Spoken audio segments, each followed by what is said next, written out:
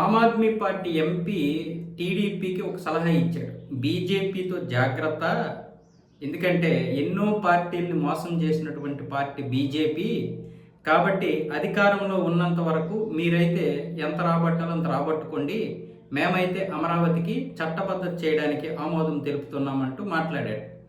ముఖ్యంగా ఇప్పుడు జుట్టంతా కూడా చంద్రబాబు నాయుడు చేతిలోనే ఉంది. ఎందుకంటే ఆయన సపోర్ట్ తోటి కేంద్ర ప్రభుత్వం నడుస్తుంది. కాబట్టి మీరు ఎంత రాబట్టుకోవాలో అంత రాబట్టుకొని జాగ్రత్తగా ఉండండి అన్న విధంగా మాట్లాడుతున్నాడు. చంద్రబాబు నాయుడుతో బీజేపీతో చంద్రబాబు నాయుడు ఎంత జాగ్రత్తగా ఉండాలో చంద్రబాబు నాయుడుతో బీజేపీ కూడా అంతే జాగ్రత్తగా ఉండాలి. చంద్రబాబు నాయుడికి రాజకీయంలో అనుభవం ఎక్కువ నరేంద్ర మోదీ కంటే. కాకపోతే నరేంద్ర మోదీ దేశంలో నాయకుడు, చంద్రబాబు నాయుడు రాష్ట్రంలో నాయకుడు. కానీ దేశ పరిస్థితుల మీద పూర్తి అవగాహన ఉన్నటువంటి నాయకుడు కూడా చంద్రబాబు. మీలాంటి లత్కోర్ పార్టీ ఏదైతే ఉందో దేశాన్ని నాశనం చేయడానికి అన్నా హజారే పేరు చెప్పుకొని 2 సార్లు అధికారంలోకి వచ్చి మీరు చేసింది ఏంటి? కాంగ్రెస్ సిద్ధాంతాలని పులుముకొని మళ్ళీ కాంగ్రెస్ లాగే పరిపాలించారు. మంచిగా పరిపాలించారు, అది చేసాము ఇది చేసాము అన్నారు. చివరికి స్కామ్లతో బయటపడ్డారు.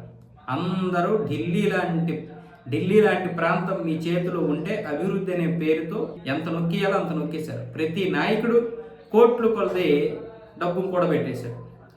ఇంకా లిక్కర్ స్కామ్ అంతా ఇంత కాదు.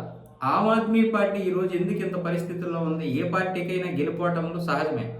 కానీ మీ పార్టీని ఎందుకు ప్రజలంత దీనిగా తిరస్కరించారంటే అది మీరు అర్థం చేసుకోవాలి. మీరు విద్యావంతులనే పేరుతో మోసం చేశారు. నాగరికం వైపు అనే పేరుతో అనాగరికం వైపు తీసుకెళ్లారు. విద్యా వ్యవస్థని అది చేస్తాను ఇది చేస్తాను అన్నారు. కానీ మీలో ఒక్కరికైనా సరే ఆ విద్యావేత్తలకు ఉన్నటువంటి ఆ గుణాలు ఒక్కరికైనా ఉన్నాయా?